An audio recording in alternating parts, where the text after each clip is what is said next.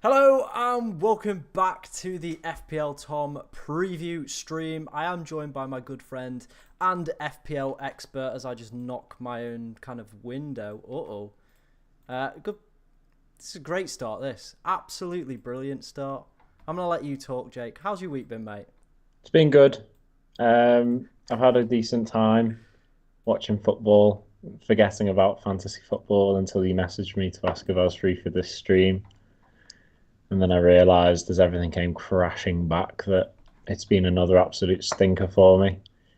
I'm here in this chat. I think not only am I here for the vibes of some deluded gut wisdom, but I'm also here as a bit of a comfort blanket for everyone that's watching, just to know that they can't be as bad as that Jake. Hey, no, lad, it's fine. You're here for the vibes. This is it. It's when that week where Jeffrey Schlupp gets a hat trick and you're wheeling away around your living room, everyone's going to look silly in the chat. It's going to They happen. will. It's going to They will. happen. They'll look silly about 400 points ahead of me, though. That's Yeah, the issue. yeah. Who cares? Who cares about them? Who cares about them? Obviously, lots of topics to discuss tonight. We are going to go through our game week 2 points, our game week 3 teams, and there is quite a lot of kind of injury issues, players returning from injury and starting to randomly appear in training. We are going to discuss that a little bit later on, as well as trying to answer as many of your questions as possible as well. So do keep those coming in the chat. We have quite a lot on these Wednesday streams, so we try to get through as many as possible. If we don't get to yours, please don't throw your toys out the pram. Like, come on, we're trying our best. We're trying our best here. Jake's already, eyeing up a little bit of bleach, to be honest, because his game weeks haven't gone quite to plan so far. So, yeah. I But hope. Can I just a side note? I hope that is really his name, Skiddy Panty.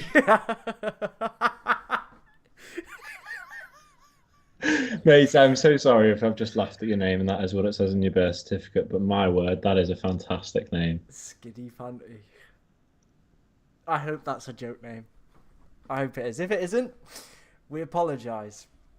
Yeah. Also, what are your parents thinking? But hey, it's unique. Like, you definitely have to say that. Yeah, 100%. Welcome to everyone to the chat as well. Luke's in here, MVP of kind of these Wednesday streams, absolutely carrying it as usual with all his questions as well. If you want to kind of become an MVP like Luke, just start asking some questions. That's the way you get yourself noticed. Or suggest silly players like we had last week where someone said, should I bring Paul Dummett in?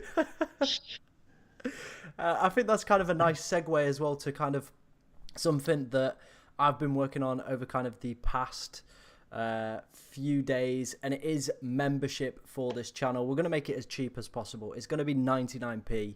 You will get kind of like shout outs on the channel within these streams as well. And the reason that we have done it is basically to give you guys emojis. We've created some unique emojis. Let's put it this way. We've got a Jeffrey Schlupp. We've got a Paul Dummett. And we've got a Lucas Aiken. Some goats of these streams and on the Friday deadline stream. So hopefully that gets approved by YouTube. I mean, the poor guy that's got to look through that and see just Paul Dummett and Jeffrey Schlupp's face is, yeah, it's not a fun task. But hopefully some of you do sign up for that membership. It's only going to be 99p and you get some cool emojis. You get shouted out and you get a little badge next to your name. So hopefully that is approved for next week's stream so we can start seeing just random weird Paul Dummett emojis in the chat flying in, and that is what we want to see. But we are going to get started, ladies and gentlemen. Quite a lot of you in the stream, so do keep the questions ticking over. We're going to start off with my team for game week 2, and it was an okay week. I finished above average, but I definitely felt there was more that I could have got out of this game week. I finished on 52 points in the end. There were some very impressive performers in there for me. Estupinian and Buemo and probably Rico Henry are the main kind of standouts for me and my team. Everyone else, massively disappointing. But I feel I've kind of got away with it. I had Mbuemo. A lot of people didn't have him. I didn't have Matoma, so that didn't quite work out. But we kind of want to be shifting away from Brighton assets now, to be honest. After this game week 3 fixture, their fixtures aren't great. European football, lots of competition for places as well. So I definitely think it is kind of that time to be looking to move away from Brighton assets. But overall, I'm happy with the team. I thought it could have done a little bit better. Was disappointed with kind of Nottingham Forest on Friday night. I imagine you're in the same boat there, to be honest, Jake. Just, it was a wonder goal from Hamer. If that doesn't go in, we're probably looking at a much better week. Turn a clean sheet, we're very happy. Chilwell getting kind of subbed off in the 60th minutes, a little bit risky. And then Gabriel, well, just a plague of a lot of people's teams in the first few game weeks, to be honest. So a little bit disappointing from him, but overall, I think there's plenty of positives. I did come out the right side of the captaincy debate as well. I went with Mohamed Salah over Erling Haaland, sorry. It could have gone better, but it could have also gone a lot worse. If Haaland had converted a few of his opportunities, it could have been a very dismal game week, and I could have been sat here with a very similar rank to Jake. But fortunately, it didn't quite go that way, to be honest. So we're happy with that. But yeah, I definitely think there's some improvements to be made to this side, but overall, happy-ish with my game week 2 score. Jake, what do you think about it? What do you think? It's a solid performance. Got to be impressed. I'm almost in awe. You managed to beat the average. That's some achievement, Tom, and you should be really impressed. Really proud of yourself. Have you gone up then in the rankings? No, I had I think it was about 150,000 decrease. Oh, really? Yeah, the Arsenal game kind of killed me off. A lot of people, I didn't realize how many people like own Odegaard, to be honest. So it's just like it's just all these casual players that just randomly have Odegaard. It's like people in my work league. Some lad had him captain, and now he's top of the work league, and you're just like, what? Mad. Just delusional. Absolutely delusional. But yeah, I think we're in a good place, to be honest. Luke Johnson got 2 points because you don't lose any points for giving away penalties. I think you should. I think you actually should lose points for that. I agree with that. Because it's a very easy thing to kind of measure. You know what I mean? There's never like any, was it him or was it him? You know, he's either handballed or fouled someone. So it's very easy, I think, for them to start taking away points, to be honest.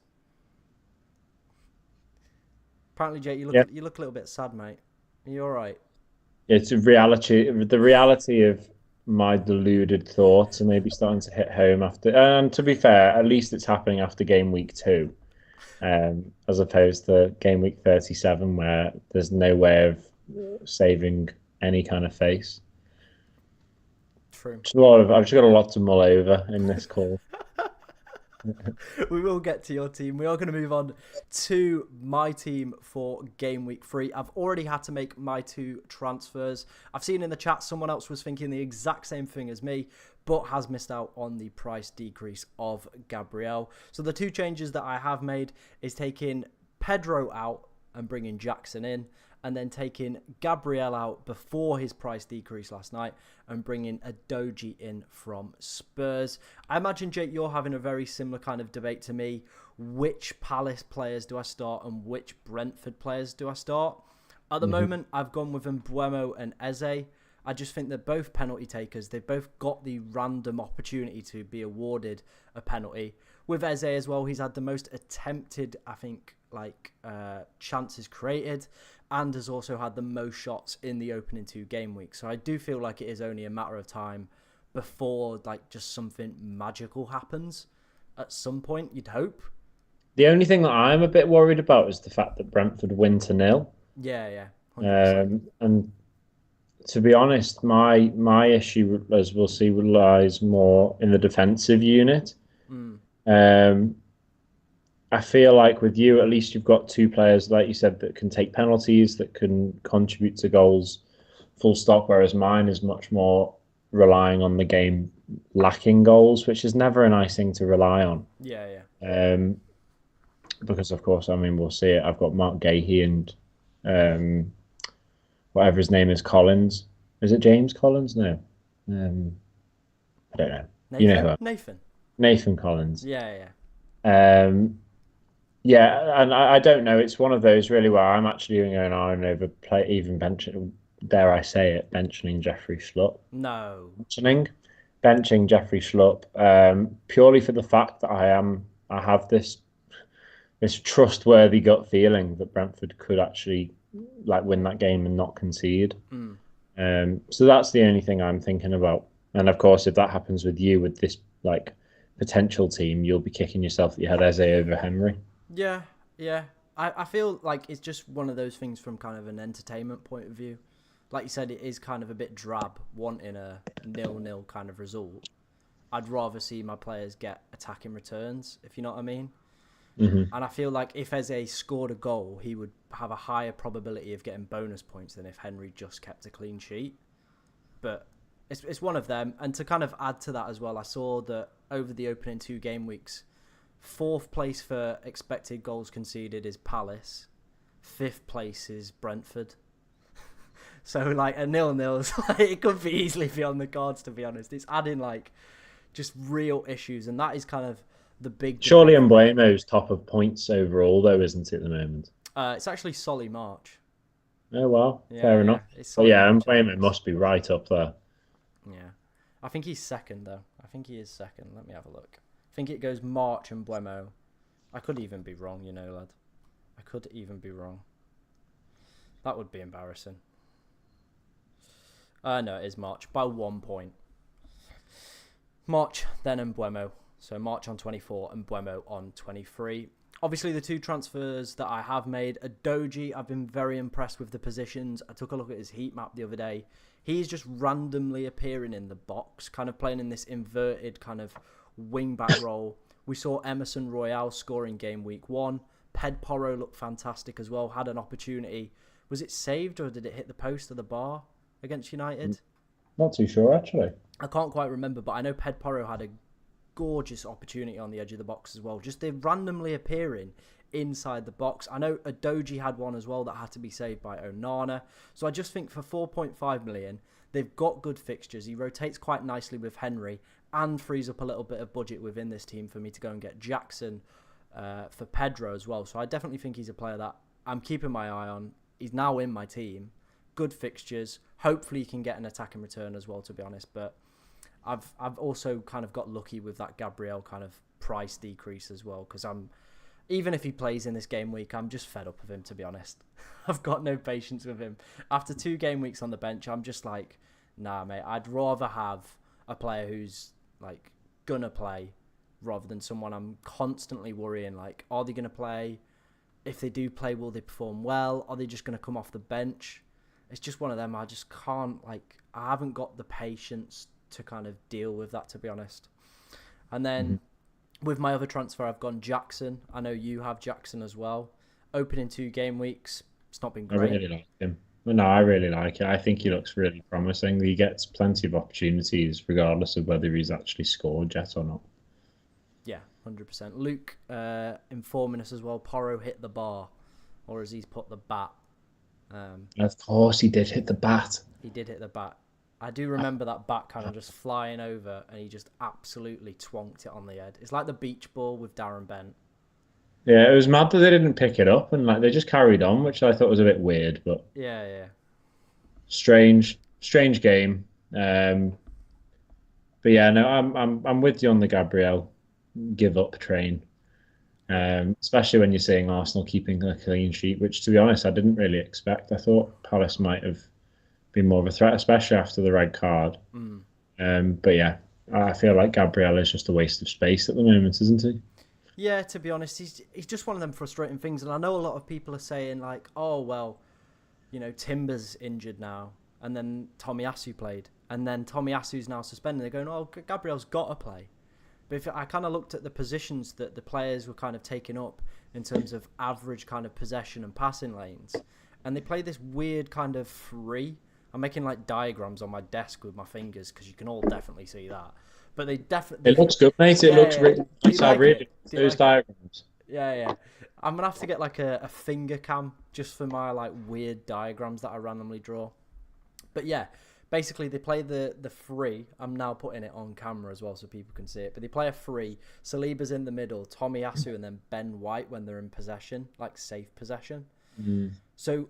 you're looking at that and you're thinking, where's Gabriel going to go? Because he's not going to go on the left. He's not going to go on the right. So is he still going to play? Or are they going to have to completely change this system that they've been working on over pre-season I just can't see Arteta doing that, to be honest. So I just rather get rid of him, get someone in like a Doji who I think's got good fixtures, has the attacking potential as well. It's not worth the headache. Yep, completely agree with that, Tom. Yeah. Player that I wanted to remove this week was Salah, but he's I'll dodged the give it bullet. over. He's dodged the bullet, mate. Luckily, there were bigger problems for me to kind of deal with, but I just wasn't impressed. I didn't think he did too much in the game. Well, you weren't impressed with his contribution to a goal. Well, he missed the penalty, so he lost 2 points already off the bat of that, and I know, but like the thing is, that if Mbuemo misses a penalty, you're gonna just dump him. But Mbuemo's 6.5. Salah's Yeah, but 12.5, and I just don't feel like he's getting any kind of worth out of that, to be honest, at all. Like, I just feel like, what's the point? Why am I paying this big bucks for him? Because I'm not going to captain him now realistically till like game week 8, game week 9, and I think I'm going to wildcard in 9 anyway. So I think my plan is to potentially sell him in game week 5 or 6 and then move to like Trippier in my back line. And would you bring Diaz in for Salah? Yeah, I think that's a nice option if he can secure that left-hand side for him, because I think he's looked a lot more of an attacking threat, to be honest, than Mohamed Salah. Fair enough. Fair enough. It's an interesting one. I think the main elephant in the room that goes against any argument I'll make is the sheer cost of him, isn't it? Yeah. I think as well, he's just the position that he's taking up and the chances that he's getting. He's not quite the same asset he was like 1 or 2 seasons ago. You know what I mean? Yeah. I think you need to answer Skiddy Panty. He's got a question. What do you think of Tonali? He is Italian, you know? Didn't know. I would avoid him in FPL, to be honest. What's the other question that we were asked? I wanted to transfer in Adoji and Jackson to replace Gabriel and João Pedro, but I'm now 0.1 million off since Gabriel price fall. Who should I go for instead to replace Gabriel and João Pedro? You could hold João Pedro with the Enciso kind of injury news that is kind of circulating, so you potentially could hold him. You could go in the defence. I think Adoji is my personal favourite shout. Levi Colwell, Rico Henry are kind of your 4.5, 4.6 million defenders. They're my top ones in that kind of bracket, to be honest. Any suggestions, Jake? No, not really.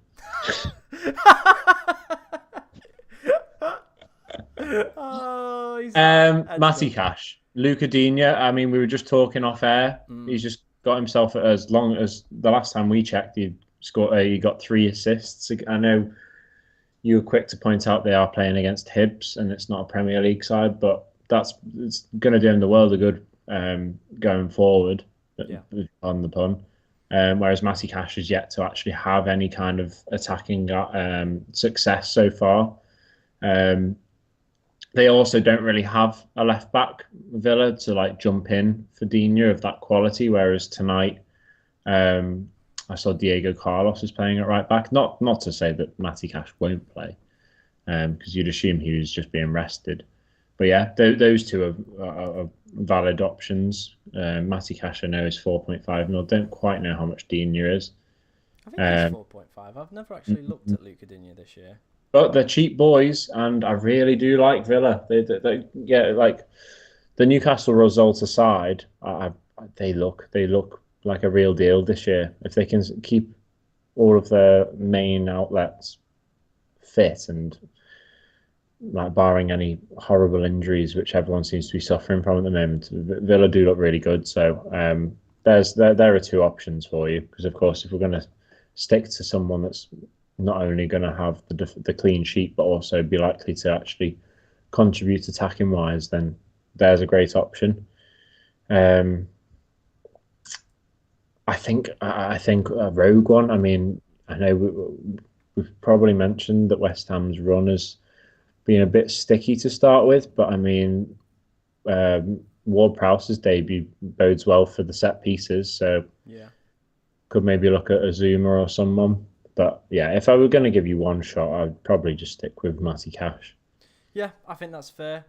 Just looking at this, Digne is 4.5 and might have competition in the next few weeks with Moreno coming back from injury. Apparently he's set to come back first week in September, so that would offer a little bit of competition to that. But who knows? I do prefer Matty Cash over that as well. Missed an opportunity in the Newcastle game as well. Was it an open net?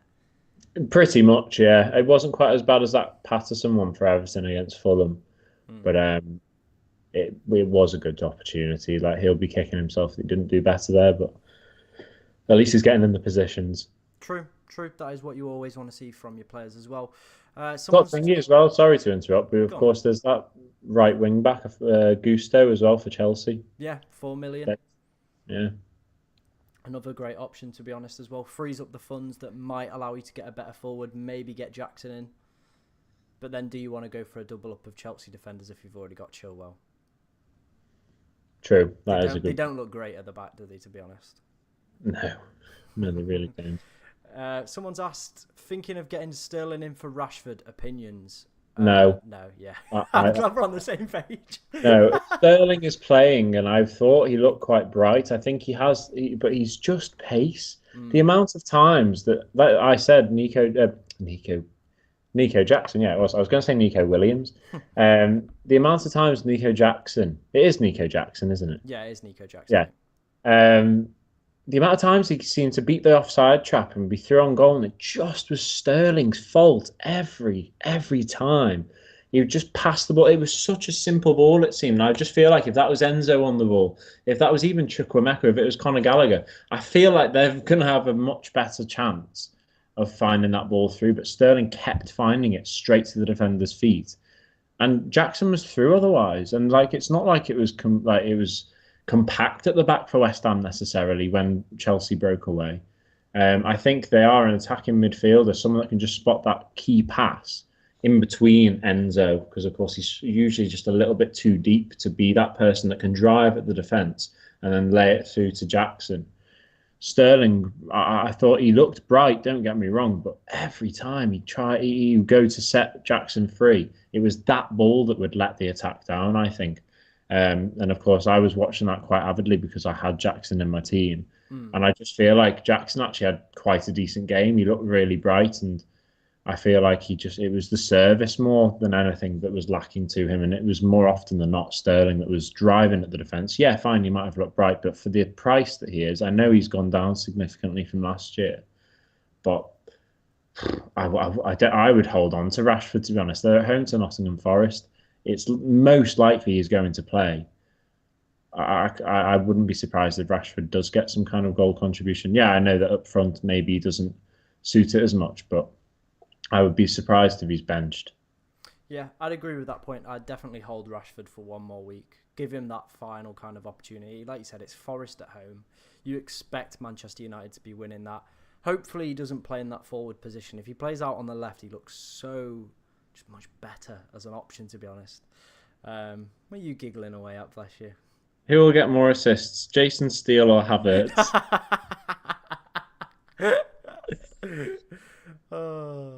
Jason Steele, 100%. Jason Steele. Yeah. 100% Jason Steele. But yeah, to answer that, I'd stick with Rashford. I think we're both agreed on that. Stick with Rashford. Sterling is a wait and see. I think, like you said, he does look bright in certain areas and certain aspects of his game.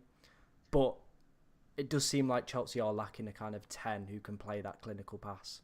And I just feel like as well that to be fair, they might keep that same formation. And the fact that Chukwuemeka seems to have picked up quite a serious injury, it does seem like that Sterling will stay in the side for the foreseeable future, especially with the others, the quite gruesome injury list that they seem to have picked up. But that being said, his final ball really needs to improve. Otherwise, what's the point in having someone so attacking if they can't actually get that final ball away and get the assist that he really does deserve? Well, that he should be making. Yeah.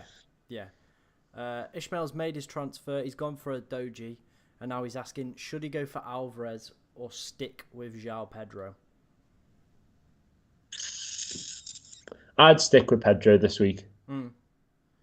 It depends on how much. Like, have you got two transfers there? So But even he's already made one. well, no, but is that from two transfers or not? I'd As in, like, imagine it so. depends on if he rolled last week. Let me just scroll up the chat. I think he said he had two. Regardless of that, though, Ishmael, I'd probably say if you do have a spare transfer, I wouldn't use it on João Pedro this week because I feel like they have got this home game against West Ham where I know West Ham did quite well at the weekend, but you would fancy Brighton in that game at home. And Mm. like you said about Enciso being injured, you'd expect Pedro to be back in the side. Yeah. My only caveat to that is Alvarez versus Sheffield United. Doesn't You're really not appeal to fancying me, it. to be honest. You're not fancying it. Nah. When did you become a big Sheffield United fan? When did that happen?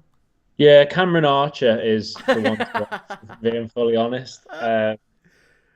No, I'm not too sure. I don't actually know how that game's going to go. I could actually see. I know City could demolish Sheffield, but I could also see it just being like a 2-0 just boring game. Mm.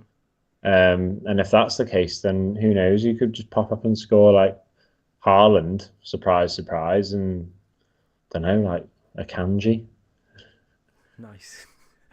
Might put that in a Super Six now. Yeah, to be fair, I do think Alvarez is an option. The next week as well is Fulham at home. They've conceded the most opportunities so far this season. Absolutely got battered by Brentford as well. So I definitely think he's an option. So are you pro two City strikers? Yeah. Because Wow. Alvarez isn't What technically happened to your playing pet as a... roulette worries? Well, this is the thing. I actually got like... If honestly, if the news didn't come out like about Gabriel's price going down, I'd have just... I genuinely think I would have been looking to go Foden for Salah. If Gabriel had played as well, I'd have gone Foden in for Salah. I'd have fully just had a go on Pep Roulette. Couple weeks and then back off.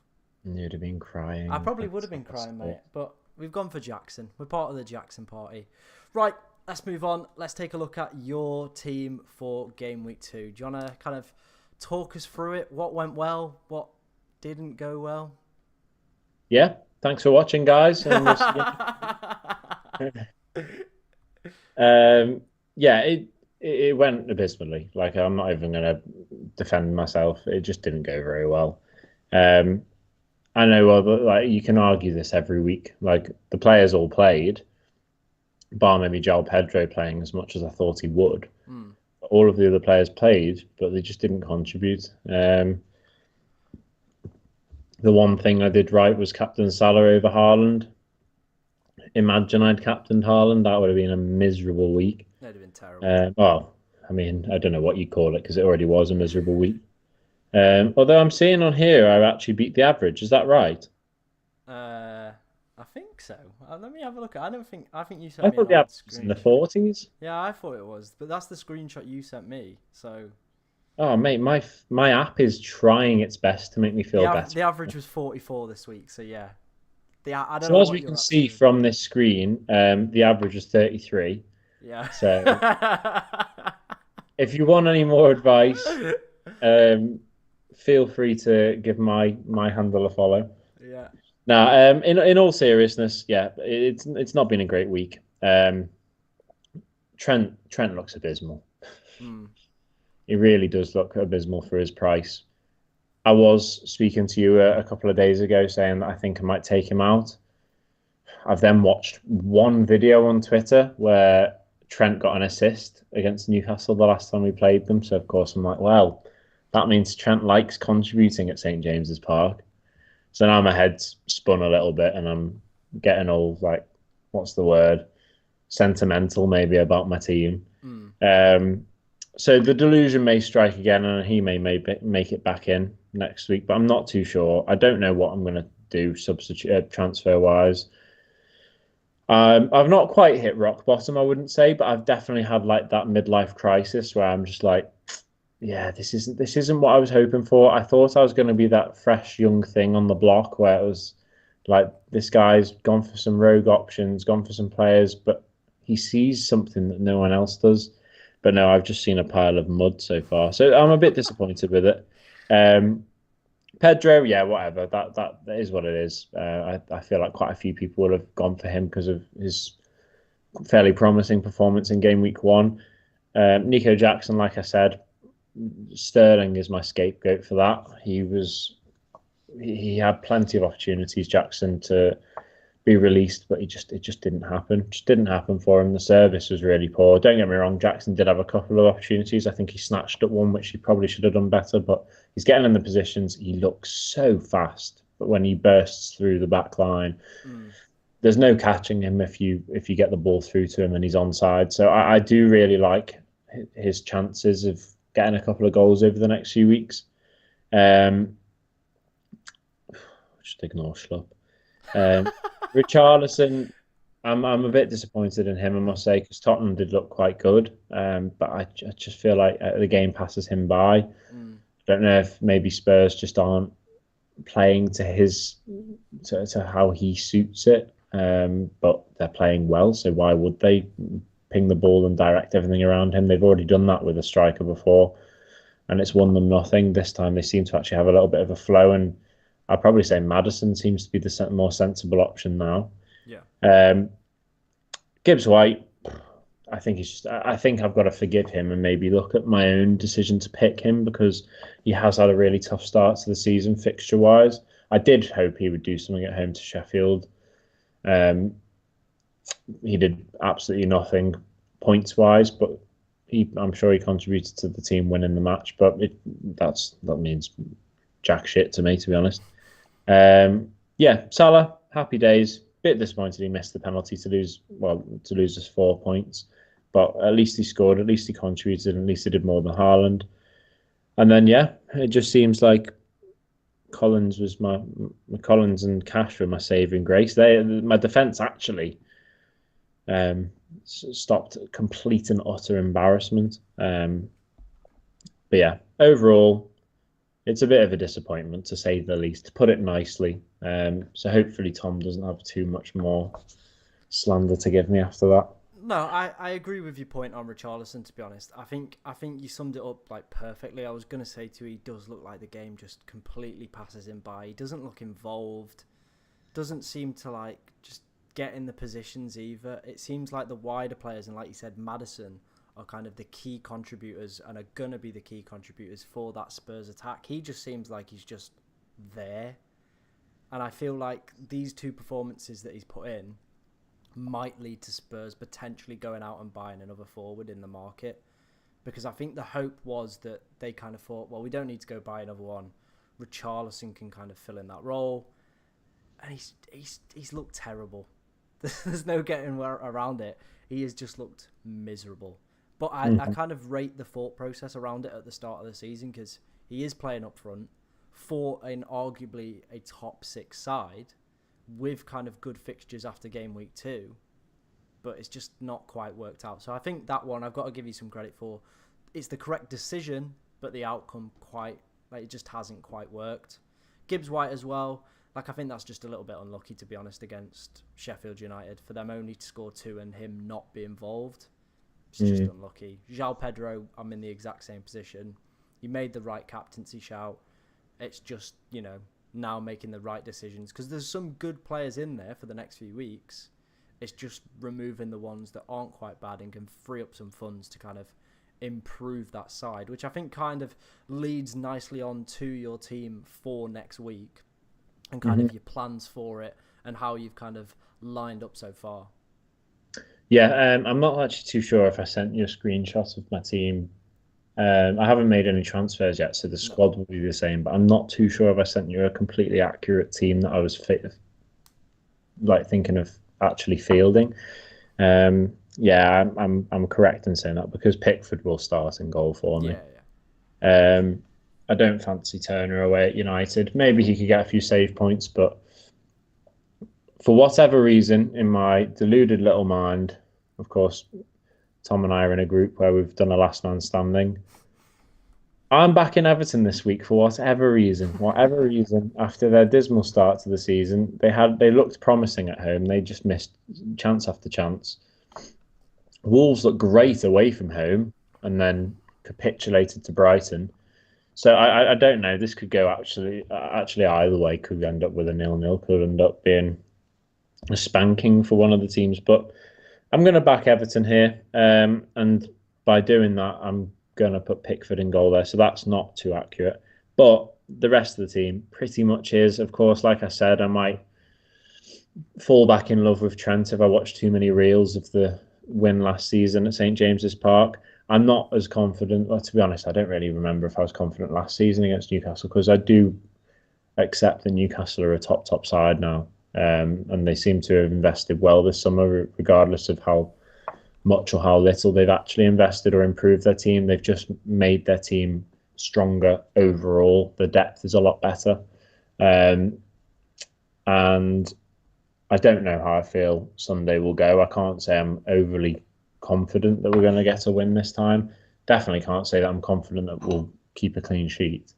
So I feel like I may be a little bit deluded to go back with Trent, but it just depends. The one thing I'm thinking is if I don't take Trent out this week, I probably, as crazy as it sounds looking at this team, I may not make a transfer.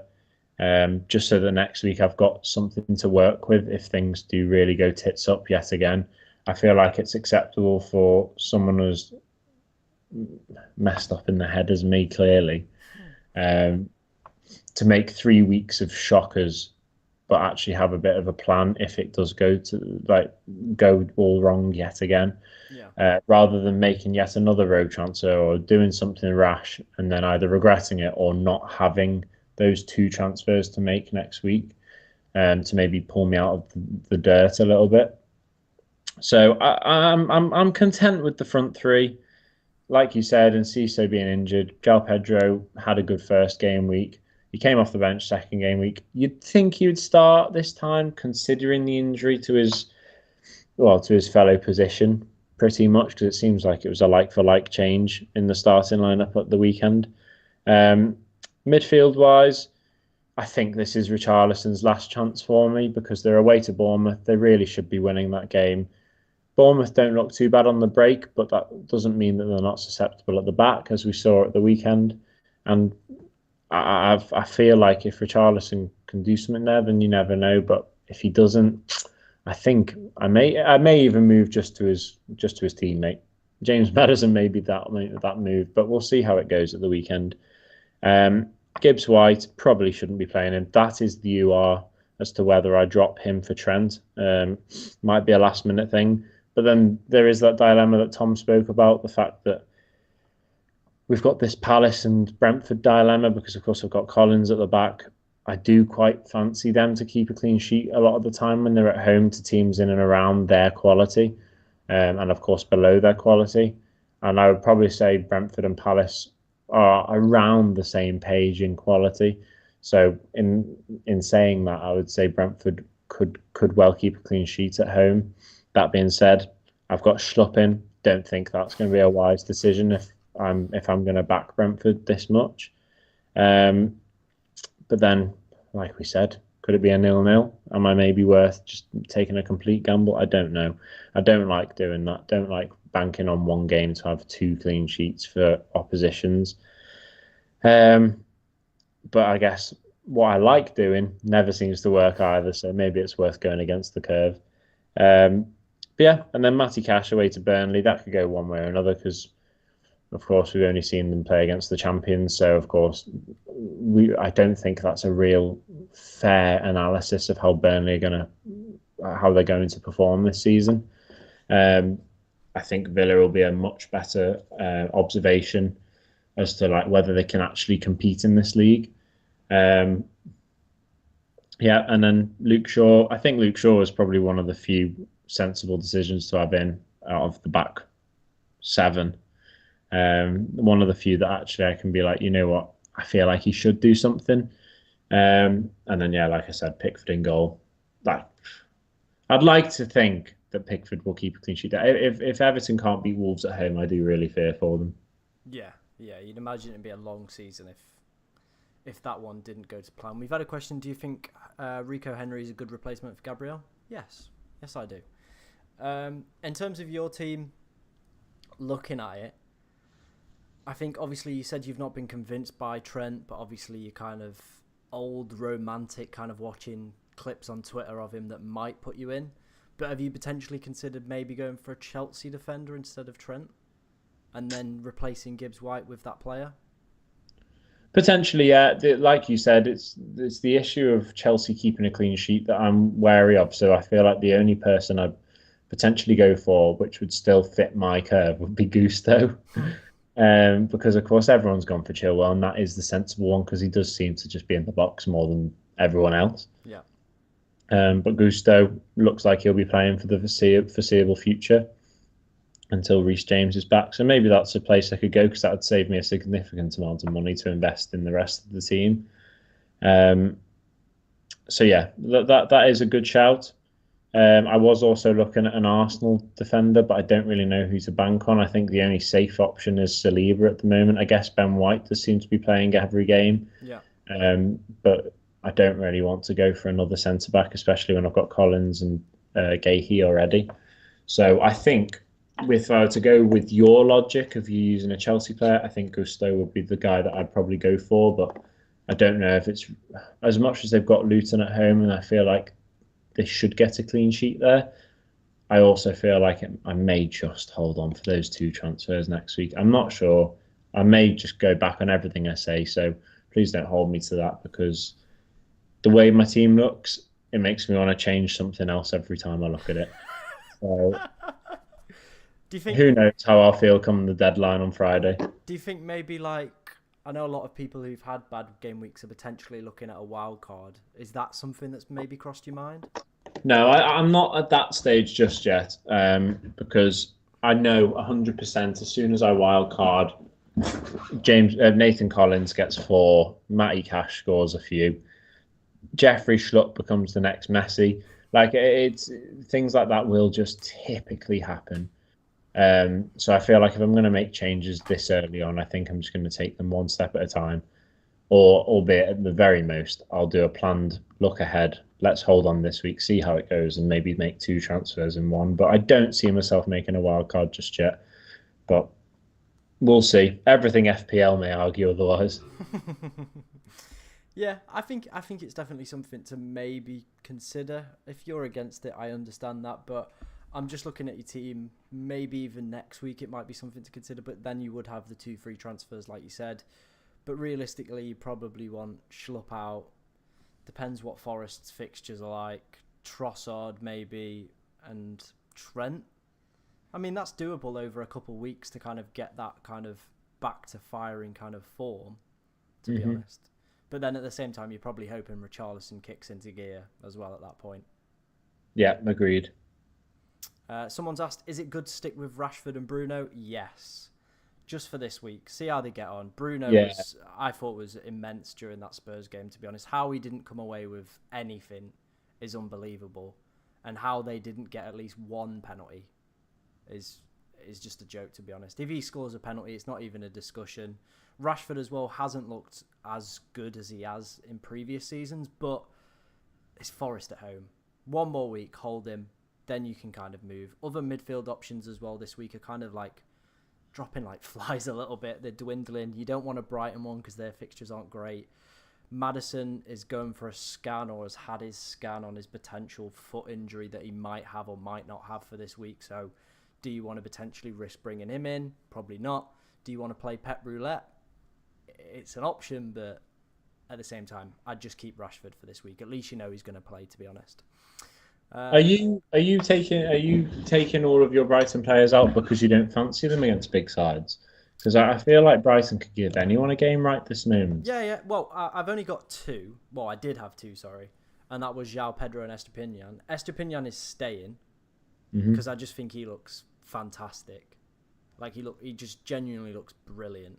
Everything that man is doing at the moment is just gold dust.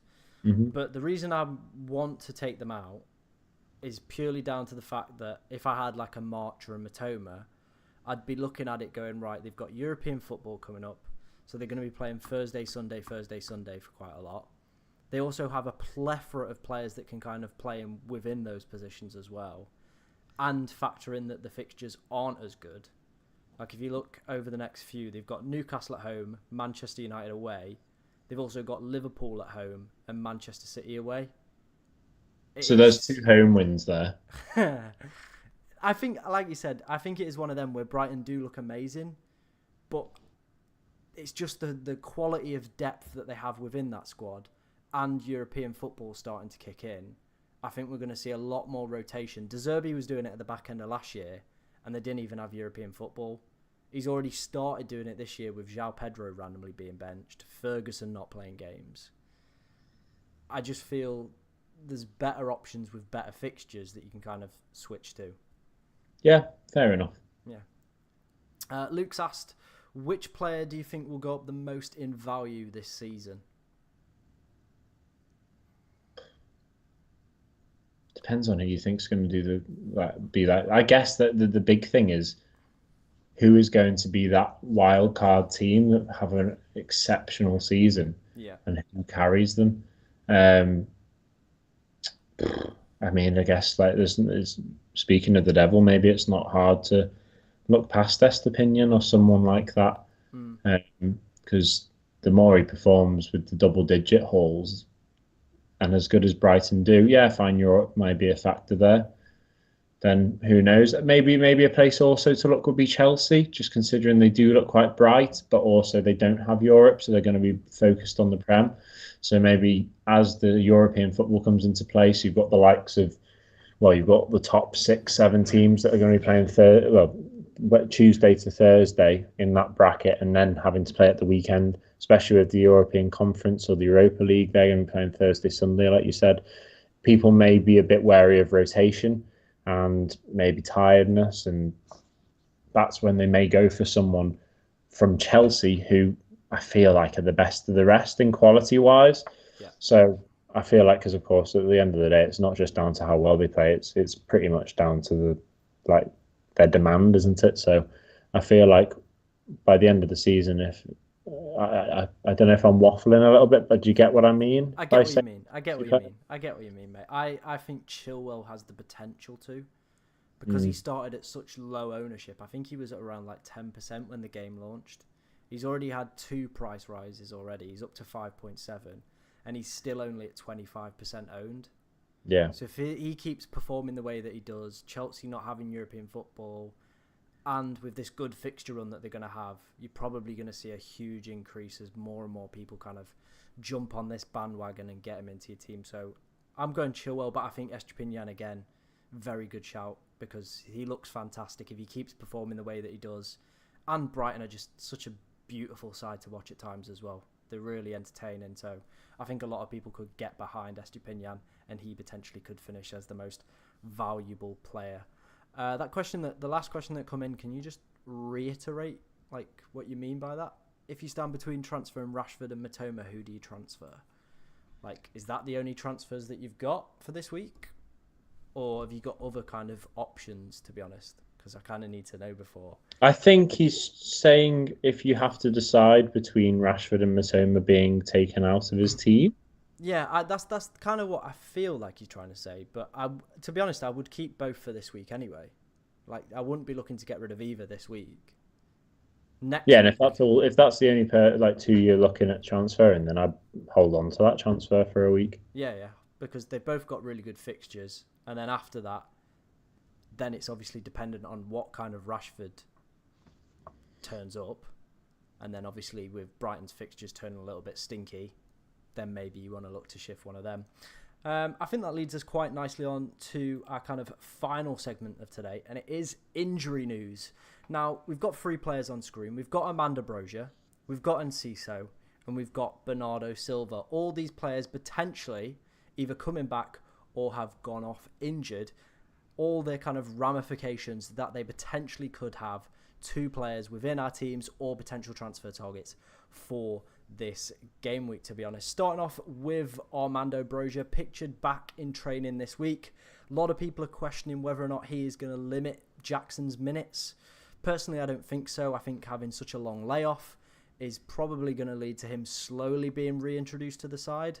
And I think at times during pre-season, Jackson looked better when Nkunku was on the pitch, kind of playing not as a two, but kind of playing together, to be honest. I don't know what you think about that, to be honest, Jake. I mean, it remains to be seen, but I feel like Sterling's place may be more under threat if Brozier hits the ground running. But after such a horrible injury to him, I feel like he is going to take a bit of time to be nursed back into the starting lineup. So we may just see like just small little sections of him, segments of him coming on in the second half, and in which case that could be Jackson that sees his name or his number go up. But then again, I feel like that may only be a situation where Chelsea are already comfortably winning, so I don't think that should affect Jackson too much. But yeah, like I said, it remains to be seen what happens with Brozier because of how long he's been out for. Surely they're not going to want to just throw him straight back into the firing line because they know at Chelsea they're having a little hard time at the moment with injuries.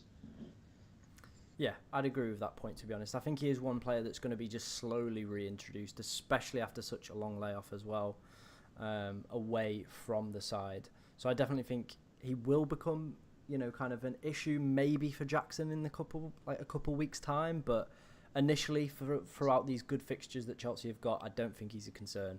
So I wouldn't be worried about that if you are a Jackson owner. Moving on to a player who does offer opportunities and kind of redemption, if you like, for João Pedro owners. It is Enciso.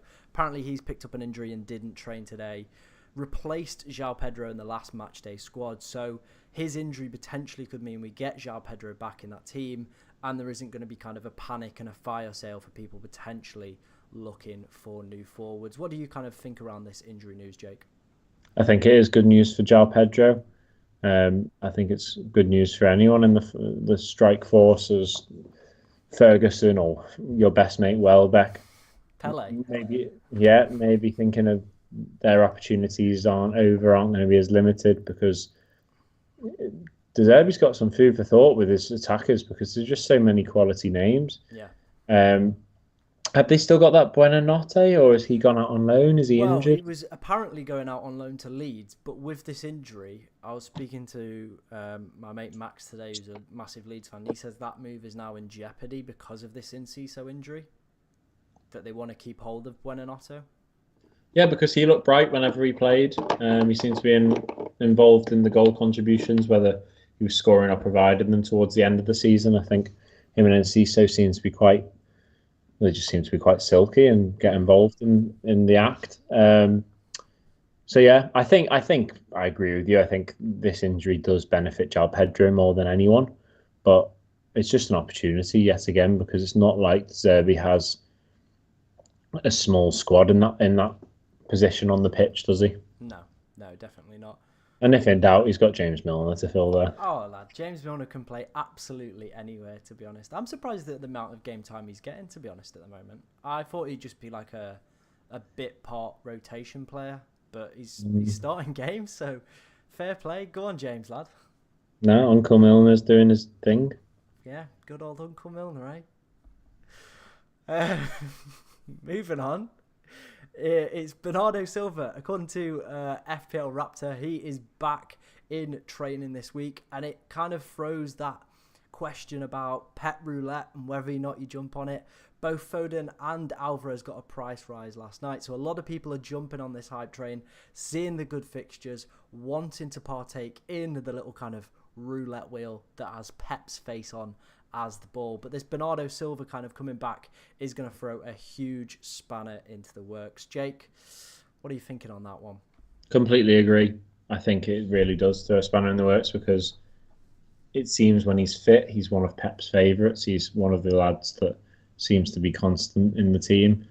I think it's potentially a blessing in disguise, De Bruyne being injured, because I feel like Bernardo is fairly content playing a deeper role, which may just allow the likes of Foden, who seems to have shone since he's been given his opportunities. It just allows the players like that to actually just solidify that maybe right side of the attacking midfield role, or just a higher up role where they're more involved in the creation of the chances.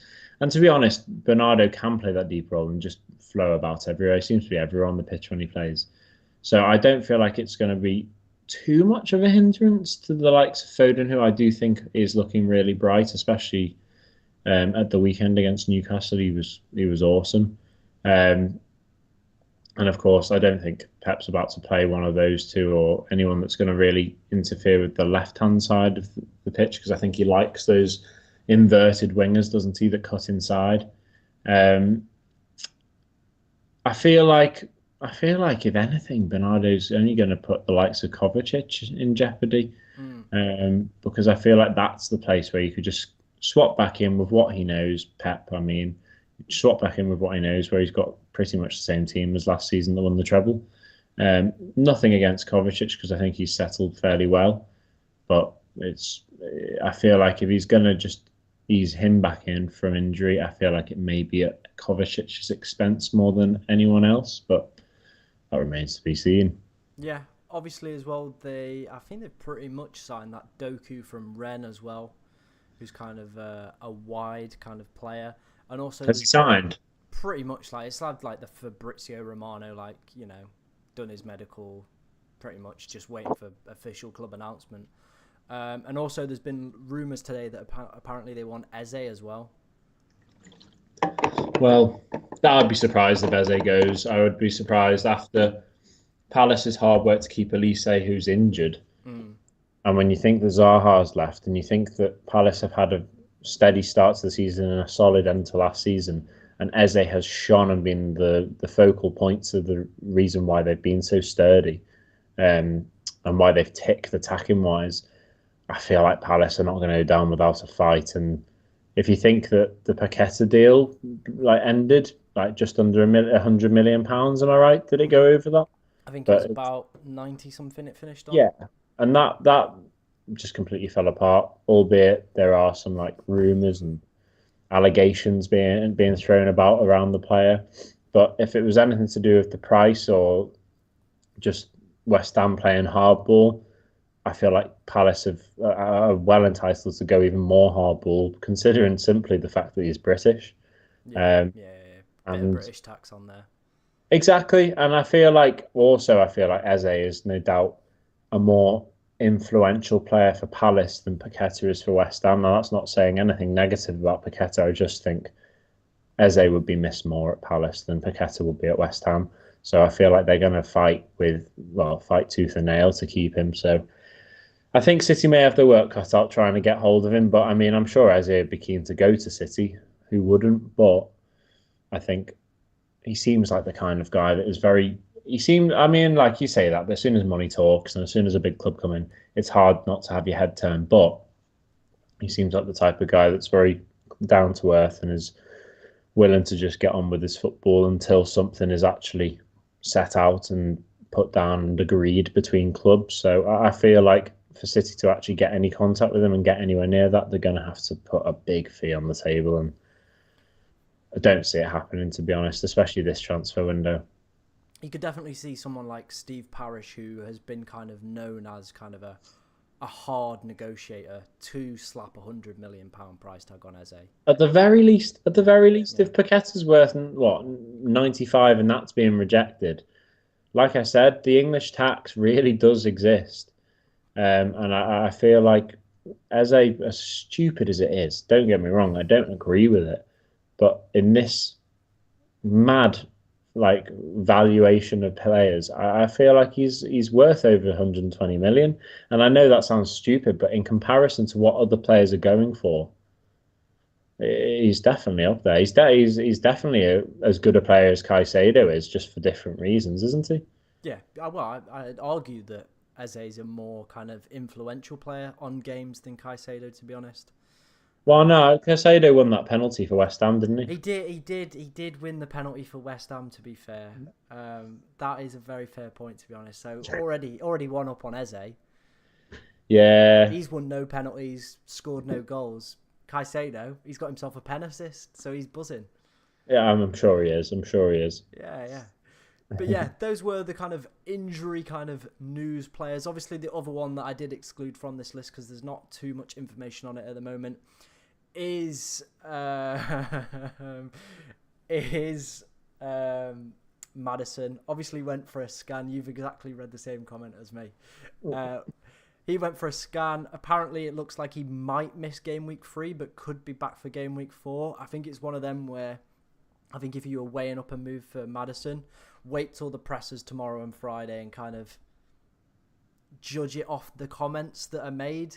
But I'd probably say if you've got like a Rashford, a Matoma, a Fernandes, stick with them over going for Maddison this week, especially if there's concerns around potentially going like for a player who's not going to play the game. I think just stick with these players that, yes, they haven't performed so far, but the fixtures are still there. So yeah. Do you want to discuss the Tash comment? It's just preparing for November, to be honest. Big November month. Hitting my quarter century life checkpoint. I don't know. I don't really know, to be honest, mate. I'm sorry to not have any information or reasoning behind my Tash. If anything, it's just one of those things where growing a beard is tiring, and so you shave now and again, and it's quite funny having a Tash for a day, but it seems to have stuck this time. It's the only place I seem to be able to keep my hair at the moment. So as the hair on my head thins out, I might as well maintain it on the top of my lip. And it seems to be the in thing at the moment. I don't know if it's because of the Ashes. I've just been seeing so many people that look Australian with their mullets and their tashes. So I don't feel left out, to be honest, but I do understand that it may get a little bit of abuse, but I can take it. Hey lad, it's fine. If you remember last week, we said the Tash Club was exclusive for people who captain Salah, and Exactly. look how that worked out. Oh yeah, one thing I did that actually reminds me, the one thing I have to mention is the fact that I know Haaland's playing Sheffield United, but I think I'm going to go Nico Jackson. I have just put your team back on screen. I have just seen Nico Jackson. I nearly said something else. Nico Jackson, captain there. Want to talk us through it, or just pure vibes, mate? Probably shouldn't, because I don't think anyone here watching's in the Tash Club for captain and Jackson. So I don't think I can actually have this discussion with you anymore. I'm not. But, I'm not in it. I'm not in it. I'm part of the you're Haaland not. Club. I'm part of the Haaland Club, which is Sensible. It is sensible, Yeah. Tom. But that being said, if Haaland didn't exist and the world was a happier place, I feel like Nico Jackson is not a stupid decision to be going for. I think it's just a hard thing to compete with Haaland at the moment. But I think a lot of people, like a lot of Twitter accounts that want to get a lot of comments and interactions, like to tweet the question as to who's the next best striker in the league.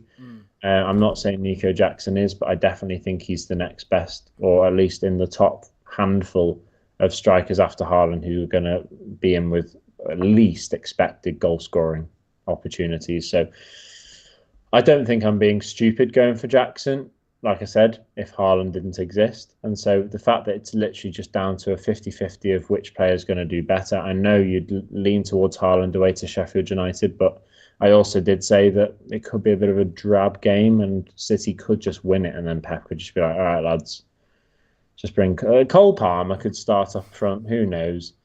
And that's nothing on Cole Palmer. He seems to have had a really bright start to the season, but for whatever reason, I fancy Jackson. And hey, maybe in amongst this muck of a team, he could be the person that pulls me through when Haaland doesn't play, and Nico Jackson scores a hat trick. Hey lad, Tash Club works last week, so it did. Maybe it's going to work again this week. Who knows? It did. Who knows, what do you recommend on the Palace and Brentford thing for my team? Oh mate, honestly, it is so difficult. I think I'm going to bench. Like the thing is, I think I'm going to bench Schlupp, but it's just so heavy if Palace win 1-0. And even if Schlupp doesn't score, just getting those 3 points and then the 6 points for Gahey, there's 9 points on your bench. There's the 1 point for Collins, or if he's been booked or whatever. It just could go one way or the other. But I feel like if I'm going to have Collins in defence playing for me, I think I am going to bench Schlupp. Because I really don't like having two players contradicting one another for points. Yeah. At least with Mbeumo and with Eze, one of them performing well doesn't really hinder the other. Yeah, fine, they lose that one clean sheet point, but that's not what either of them are in your team for, are they? No, I've also got Johnson in goal, which but Hmm. am I Then you've got realistically Turner, haven't you, gonna? against United? It's one of those really where maybe would you even be tempted to turn to Turner purely No, for the save points? no, No. no. Okay. I just don't fancy Turner, mate. To be honest, No, Le- fair enough. Neither do I. I've got fucking small hands in goal, so true, true. Good old T Rex arms in goal. Bless him. The problem I think I'm gonna have in a few weeks is around Johnson maybe not being first choice anymore. Obviously, there's kind of the rumour that Dean Henderson's going on loan to Crystal Palace, and there's kind of this rumour mill kind of circulating whether or not he's going to remain first choice Johnson. So I might have to waste a transfer on a goalkeeper, which is something that I absolutely hate doing, to be honest. I think that's a silly transfer for Palace to make. Well, more so for Henderson, unless Henderson thinks he's guaranteed to take Johnson's spot. I think that's a very risky move because Mm, there are teams that could definitely do with him more so. And I feel like Johnson is a pretty solid keeper. I know he conceded the penalty at the weekend, but he does seem like a solid goalkeeper. I don't think I've seen much from Henderson that I have been all that blown away with. In contrast to Johnson, I think they're both pretty similar quality goalkeepers. Would you agree, or yeah, would yeah. you? Like I said, I don't. I personally don't think Johnson's done anything wrong to deserve to be being dropped. I know he gave away that penalty, yes, but that just happens from time to time in that position. You are going to give away penalty kicks, but like you said, I do find it a little bit weird that not Johnson, Dean Henderson is okay with this move because it isn't like clear that he's going to be number one. Mm, Whereas I feel if he went back to Palace, I don't feel Turner is as good as Johnson. I mean, sorry. Henderson, you know what I mean? I think he's Yeah, got more of agree. a shot to be Agree. the first choice there. Completely agree with that. I think there are other teams. I mean, if he's only going on loan, what's stopping him going to Luton? He'd be right in there. Well, they've got Tim Krul now, so He was good about 10 years ago. only at penalties as well for that World Cup. Well, there you go then. Just have Henderson and then quick substitution. Quick substitution for the penalties. But yeah, What's Luke asking me to do at the end of the season, by the way? he's saying go for like Jackson as your captain at the end of the season. Stick with a pack. Stick with Right. a pack, and then the final few weeks go a bit rogue. I get his point, but like I said, Luke, it's the way you you want to play. defo eat cornflakes and have like Cornflakes. fried egg on toast. Like, oh my God, lad, you gotta live your life. You gotta have fun. What's the point in playing fancy? You're not going to win this £250,000. Sorry, I'm having a bit of a rant here at someone I don't even know who's got school in the morning. Um, but in all seriousness, to anyone that is having a go at my team, I'm completely open to the criticism of the players being wrong. But if you are going to have a go at the fact that I'm not following the crowd, then I'm having none of it because I feel like, yeah, fine. Someone like Tom who's making a living out of showing like putting his money where his mouth is on the statistics and all the data and where players are strong and where they should be playing and whether you should be picking them. So far, it's paid off for him, and I get that. But I'm here just to have a bit of fun. I don't speak absolute shit all of the time. I give good advice, and I'm very happy to admit when I've made a wrong choice. But I also am aware I'm not about to win this. And I'm here to have a bit of fun because that is what the football is about. That's why I love the game. That's why everyone loves the game. Mm. And if you're not here making some kind of financial profit from it or some popularity profit from it, I feel like, hey, what's the point? What is the point in playing this game just to follow the crowd? It's a bit boring, do you not think? Otherwise, because I feel like the conversations come when it's like, oh, I had this player in that you didn't have. So Yeah, that's my I get opinion. that point. I get that point. But I also think people want to do well because they might be in like a work league and have put money in. Yeah, yeah, that's fair enough. But fortunately, for someone like me who hasn't put any money in towards any pots or any leagues, I can just roll the tide or whatever is it, ride the wave. That's the one. So Yeah, Oh, I'm not. dear. I've clearly Luke's clearly just touched a nerve there, and I've He's rattled had you. to He's bite. rent free in your head, mate. He's rent free in your head. But Uh, yeah, I feel like you can look at it two ways, and I'm sure the way Luke's looking at it, I'm sure Luke, you'll be ahead of me at the end of the season, and well done to you. But who's had more fun? who's had more fun? Like at the start of this, you looked in tears. To be honest, you honestly looked like you were crying because you were going, "Oh, I've got Schlupp. I've got Richarlison." Yeah, I know, but that's the thing. I'm in turmoil. Yeah, that's fine. But at least at the end of the season, or well, not at the end of the season, but at the end of a week where something goes right, that little thing, I could be below the average next week. But But if Jackson I've been scored a hat carried by trick. Nico Jackson, if he's got me a hat trick and everyone else has got nothing, you'll see that little glint in my eyes. I guarantee it. You'll be like, "Oh, what a shambles! What a shocking team!" But I'll be like, "Called one thing right there, didn't I?" I'm sure it's like that saying, isn't it? If you throw enough shit at the wall, something's got to stick. Exactly. So, But if you don't throw any shit at the wall, is it really fun oh, shitting? yeah. As always, such insightful content on this channel that you just don't get anywhere else. And you know what? If you enjoy that, please do subscribe because, you know, shit on walls and throwing it. That's what you get on this channel, to be honest. If you've got any questions, get them in before we do wrap up, as we'll finish in about 5 to 10 minutes. We'll run through some questions I've got for Jake around kind of this game week, just general football chit chat. But if you have any questions about your team, do get them in. I also will be streaming again for the deadline stream on Friday. I'll be going live at 4:15 on YouTube and on TikTok. So if you have any questions then, Jake will probably appear in the chat at some point asking, should I captain Jeffrey Schlupp or something? Or, you know, have I thrown enough shit at the wall this week, Tom? Those sort of questions will be in there. But if you want any of your questions answering, we will be live on TikTok and YouTube Friday at 4:15. So do get your questions in now if you do have any around your teams. But Jake, I wanted to ask you, who do you think is going to be the kind of surprise package this weekend? One player and one team. Ooh, good question about the player. You caught me off a little bit there. Team, I'm gonna have to back the mighty Blues. Considering that I've gone for them for my Aren't you a red? last man standing. What'd you say? Aren't you a red? Yeah, but this weekend it's a grand old team to play for. No, I'm going to go for Everton this weekend. I feel like they really do need to hit the ground running. Um, I say that like I feel like that's something you say after the start of the season rather than Yeah. game week 3. But they really need to act this game because the start of the season, the fixtures on the face of it were really there were at least 5 points out of up for grabs there, and they've just been a shambles. Aston Villa looked good. Fulham they dominated. So I feel like this is third time lucky for them. So I'm gonna go big on Everton. Um, See you next Wednesday, guys.